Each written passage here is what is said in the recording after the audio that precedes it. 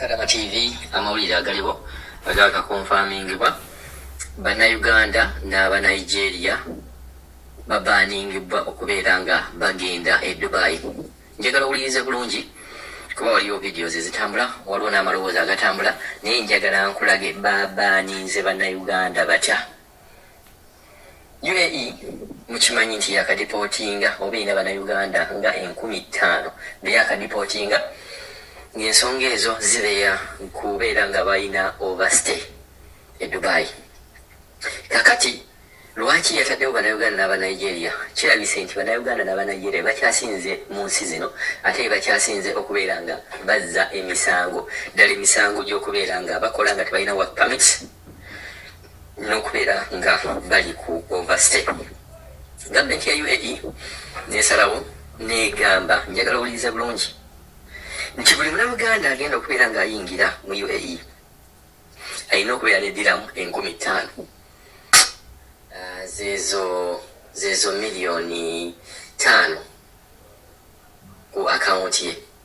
Kakati miliyoni 5 zino ku akawunti bagamba Munnayuganda zobeera oyina okubeera ku akawunti yo okusobola okubeera nga bakukkiriza.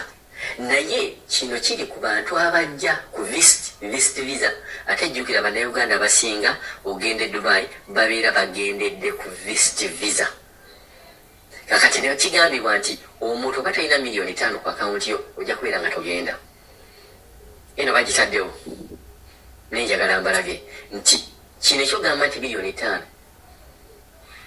nga njirina ku akawunti yange kigenda kutuuka ekiseera nga nze ngenda ow'omuntu nenfuna miliyoni 10 ne mugamba zinteereko mala okuyitawo e Dubai, nemala okuyitawo nensamba akaggi nja kubeera nga nkoleza sente zo.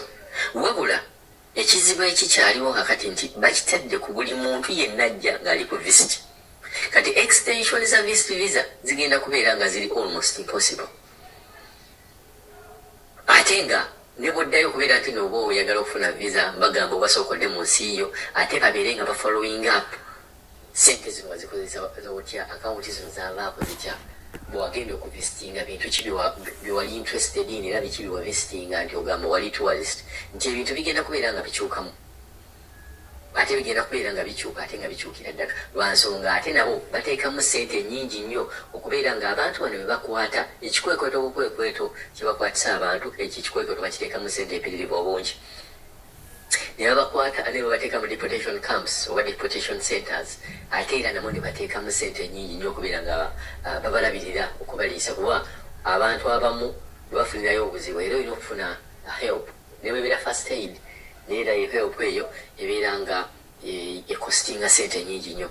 Kati expenditure ya UAE ku ba foreigners nyingi nnyo, ng'ate most foreigners abaliyo bakirabe nga Banigeria ne ba Ugandans. Kyobola nga ku blacklisted countries Nigeria ne Uganda bye bakutte ekisooka. Now, there is a new directive on Ugandan migrants as the United Arab Emirates government has blacklisted Ugandans and Nigerians from entering its Abu Dhabi and Dubai cities effective this month of October. The move, according to the source, is aimed at curbing criminality and illegal migration. Let's have more of this. Had risen amongst Ugandans who want to travel to the United Arab Emirates after a new directive was issued by this country that every Ugandan or Nigerian that travels to their country must have 5,000 dirhams, which is approximately 5 million Ugandan shillings, on their accounts. However, the PRO of UAE has clarified on this. Many Ugandans, I would say so many foreigners from UAE, or UAE has been deporting so many foreigners, and Uganda in particular had about 5,000. And most of these people are on what we call overstay.